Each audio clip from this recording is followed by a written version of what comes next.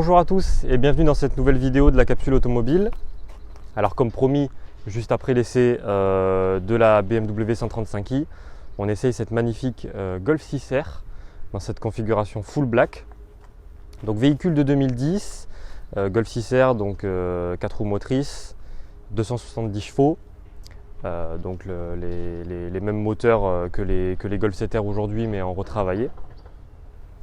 Alors on retrouve cette configuration noire de partout, c'est-à-dire même à l'intérieur, on a un intérieur cuir noir. On va commencer tout d'abord par la face avant. On retrouve quelque chose de très agressif quand même, hein, avec dans les feux on voit ces petits inserts qui donnent un côté un peu énervé au feu pour lui donner ce côté un petit peu agressif. On a des feux Big Xenon là-dessus, on a des feux de jour à LED qu'on retrouve insérés dans les calandres, dans la calandre plutôt. Voilà un petit peu pour la face avant, une face avant très énervée quand même, hein. On voit tout de suite que c'est quelque chose de très musclé, avec le petit insert R juste ici, qu'on va retrouver également à l'arrière. Alors ces jantes là, elles sont peintes, ce n'est pas des jantes noires d'origine, les jantes d'origine sont grises. Là elles ont été peintes, donc ça rend plutôt bien, hein, pour une configuration comme celle-ci en full black. Voilà un petit peu, sur le côté ça reste assez sobre malgré ces jantes. Alors c'est du 19 pouces, du 19 pouces à l'avant et à l'arrière. Donc un côté assez sobre, ça reste, on n'a pas un bas de caisse particulier, ça reste assez sobre même si c'est très musclé. Et à l'arrière on retrouve, j'ai envie de dire, tout le charme de la Golf 6R avec ces deux sorties d'échappement qui sont vraiment spécifiques à la 6R, hein, parce que sur la 7R c'est deux sorties de chaque côté. Et là on a vraiment ce côté spécifique de la 6R, c'est ce qui la rend un petit peu exclusive, hein, par rapport au marché. C'est pour ça que ce véhicule là garde une bonne cote, parce que c'est un véhicule beau, qui bien entretenu, se vend relativement bien, et qui dispose de petits aspects disons design particuliers, comme les échappements, comme les jantes, et on le verra à l'intérieur avec des options qui sont très complètes pour une année. Celle-là est d'année 2010, donc c'est vraiment des configurations qui sont très complètes avec 4 roues motrices, etc. C'est des véhicules qui gardent encore bien la cote. Donc voilà un petit peu pour l'extérieur. On va pouvoir passer peut-être au compartiment moteur. On va vous montrer ce bloc 4 cylindres de chez Volkswagen.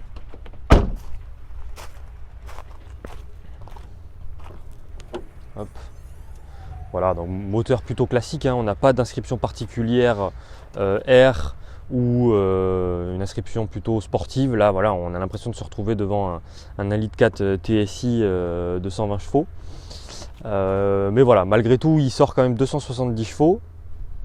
Voilà, il n'y a pas de choses particulières à dire sur le moteur. Il n'est pas voilà, le turbo, je ne sais même pas s'il est visible.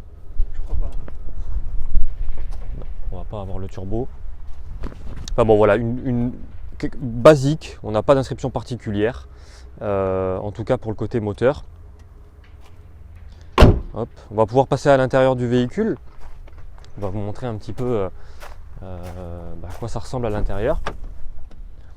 Alors, il faut savoir que ce véhicule-là est dans une configuration qui est vraiment très complète, c'est-à-dire qu'on dispose côté conducteur du siège électrique. On a des sièges en cuir baquet avec l'inscription R qu'on peut voir juste ici. Et ce sont des sièges qui sont vraiment très enveloppants. On a vraiment une très bonne assise. C'est un cuir qui garde vachement bien sa tenue dans le temps, parce que depuis 2010, hein, le véhicule a 12 ans. On voit, il a presque 100 000 km. On voit vraiment que le cuir est dans un état magnifique, hein, pour cette année-là. Et on a tout un tas d'options qui sont à l'époque très, très confortables, hein, enfin je veux dire très appréciées. On a les sièges chauffants, on a les suspensions pilotées, hein, donc on le verra après avec le confort et le sport. On a le grand écran qui est également une option. On a la caméra de recul, donc vraiment un véhicule très très bien optionné pour cette époque-là. Voilà un petit peu pour l'intérieur. Donc après, ça reste un intérieur de Golf plutôt classique. Je trouve que pour 2010, elle est vraiment dans un état de conservation impressionnant. L'ancien propriétaire en a pris extrêmement soin. Après, elle n'est pas beaucoup kilométrée, hein. Elle a vraiment 99 000 km, donc pas beaucoup kilométré, mais dans l'ensemble, tous les cuirs restent très propres. Il n'y a rien qui a été craquelé, aucun plastique n'a été cassé, donc vraiment, elle est dans un état excellent. Donc celle-ci est en vente actuellement chez nous. On retrouve aussi le Dino Audio. Ça, c'est une option aussi à l'époque. Voilà, rétroviseur électrique chauffant. Vraiment la totale à cette époque-là. Donc on va pouvoir partir en essai. Alors avant de partir en essai routier, on va vous filmer un petit start-up, non pas à froid, quand tu veux. Donc voilà, le bruit est très sourd.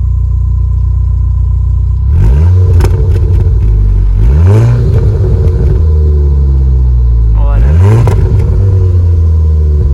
Avec des petits retours assez discrets d'origine, mais quand même, le bruit est sympa. Toujours notre fameux arbre magique. Comme je l'ai dit dans la dernière vidéo, si vous achetez un véhicule chez nous, préparez-vous À sentir le Black Ice, à sentir le Black Ice. qui n'est pas désagréable. Exactement. Alors, avec le bel écran pour l'époque. Ah, Éviter les droits d'auteur. voilà. Avec le bel écran pour l'époque. Belle dimension. On a la... On a la carte aussi, voilà, tout à fait. Bon, ça reste, ça fait quand même assez vieillot, mais bon, pour 2010, Exactement. on a du mal à demander mieux, quoi.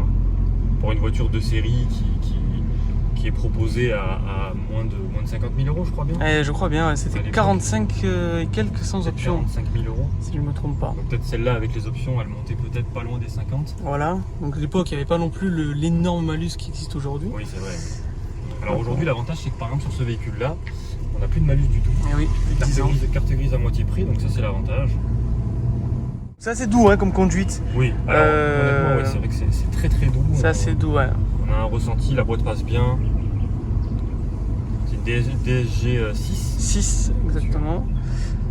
Et comme on a pu l'évoquer pendant la présentation intérieure, on a donc ce fameux bouton qui représente donc le changement en fait de mode de suspension entre confort et sport. Et apparemment, alors moi je l'ai jamais essayé, alors ça va être l'occasion. La différence est vraiment marquée d'après les essais. On va pouvoir aller à droite.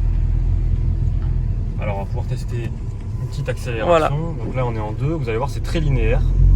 Alors.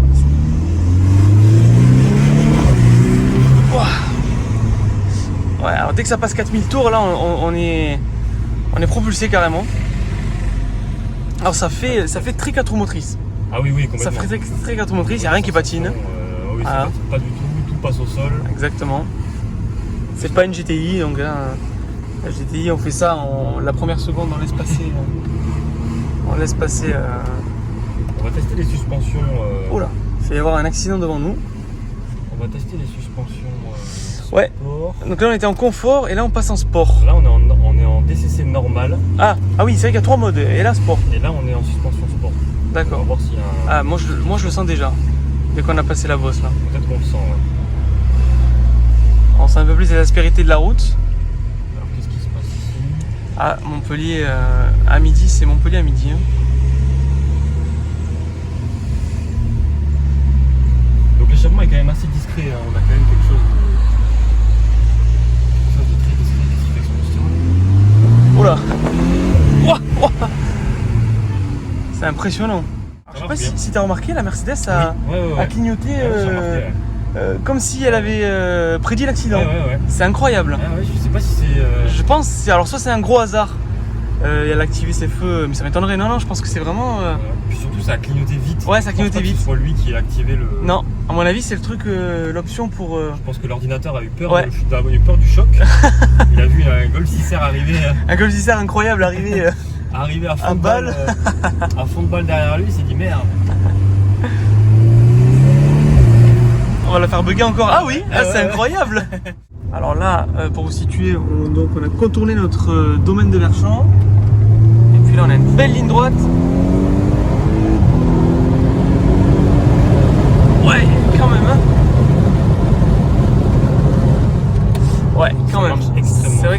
ça déménage. Donc voilà, après c'est vrai que c'est quand même ultra linéaire et on a beaucoup moins de sensations que par exemple dans la 135i qu'on a testé dans la vidéo juste avant. Ouais. Bon, ça paraît plutôt logique, mais on a un turbo qui s'enclenche aux alentours de 3500-4000 tours minute. C'est vrai qu'on n'a pas grand chose avant. Voilà, et avant en fait il se passe pas rien, mais il se passe pas grand chose. Voilà. Donc c'est quand même très linéaire et l'accélération, on n'a pas de ce coup de pied au cul. Ça marche très fort, mais c'est très linéaire. Ça marche très fort à partir de 4000. Voilà. En fait, on va pouvoir le voir, hein, je vais me mettre en troisième. Exactement. Je vais me mettre en troisième et on va voir un petit peu. Je vais mettre le pied dedans et on va voir qu'il se passe pas grand chose avant 4000. Donc là je suis en 4, je me mets en 3. Voilà, là je suis à 2000 tours minute. Voilà, 2000. Je vais mettre quasiment pied dedans. Et voilà, il n'y a rien. Et d'un coup, Et là, le turbo s'enclenche, ça charge. 3000. Waouh, et là on se retrouve carrément collé. Hein. Et là oui, après ça propulse assez bien, mais c'est vrai que bon, en dessous de 4000, bon, il se passe pas grand chose. Exactement. La direction est très ferme, on a quelque chose de très brutal hein, quand même en main. Ouais. Les suspensions sont fermes, là, le confort est pas spartiate, mais bon, on n'est pas non plus dans un canapé. Ouais, ça fait très radical comme conduite, je trouve. Très radical, ouais. C'est vrai qu'on sent vraiment qu'on rentre dans une voiture de sport comparée à une GTI, même une Golf 7 GTI, ouais. où on sent que bon, on est dans une voiture plutôt daily qu'on pourrait se servir tous les jours. Là, je viens de changer le mode de conduite en roulant. C'est vrai qu'il y a la différence. On vient de passer une Boss en confort et puis après une en sport. C'est vrai que c'est vraiment différent. Oui, ça change. Ouais, ça change. Alors, c'est une option à l'époque. Exactement. Les suspensions pilotées comme ça. Bon, on se retrouve en facecam cette fois-ci pour signer la fin de la vidéo. Donc là, j'ai juste envie de vous montrer les sièges qui sont vraiment carrés, mais en fait moi j'aime bien. Avec le logo R, je trouve que c'est des sièges vraiment atypiques. On n'en trouve pas ailleurs. Ça fait très siège baquet quoi. Voilà. Alors là on est en train de pencher de plus en plus, on dirait qu'on chavire. Là on chavire. Régler ce problème de stabilisateur. Mais bon, on fera avec pour cette vidéo là. Donc fin de la vidéo, merci d'avoir regardé. Voilà, on se quitte sur une comme d'habitude. Comme d'habitude. Avant toute chose, n'hésitez pas à aller voir notre Instagram qui s'affiche juste en bas de l'écran. Et puis pour finir, petite accélération. Allez, ciao l'équipe. Ciao l'équipe.